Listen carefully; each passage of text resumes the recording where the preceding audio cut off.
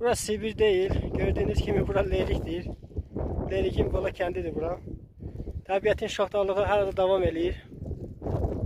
Gördüğünüz kimi güclü qarın yağmasından sonra güclü bir qar fırtınası, küləyi davam eləyir hələ də. Yollarımız 10 gündür hələ ki bağlıdır. Yolun açılması barədə heç bir aidiyyatı orqanlar maraqlanmır, fəaliyyət göstərmir. Bu da vəziyyəti biraz da gərginləşdirir. Kənd cəmaatının rayona çıxışı, digər kəndlərlə əlaqəsi tamamilə kəsilib. Amma işığın verilməsi bərpa olunub, çox şükür. Təşəkkür edirik işığın bərpa olunmasında kömək edən hər kəsə. Yolumuz da bərpa olunsa çox gözəl olar, sevinərik.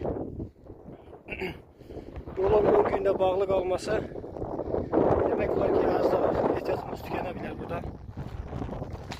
4 ildir burada müəllim kimi fəaliyyət göstərirəm. Hər il qış belə sərt keçir. Amma heç bir dövlət orqanları bu barədə bir tədbir görmür. O yaxud yolun təmizləməsi barədə texnika ilə təmin eləmir. Həmişə kənd cəmaatı öz şəxsi vəsaiti ilə bu yolları təmizləyir.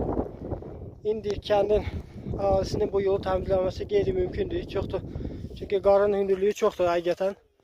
Təmizləmək üçün gərək bir həftə vaxt sərf olsun.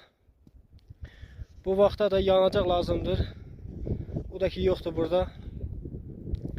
Xahiş edirik Lerik rayon icra hakimiyyətindən bizə kömək eləsin. Bizə dəstək versin bu yolda. Bu yolu təmizləyik.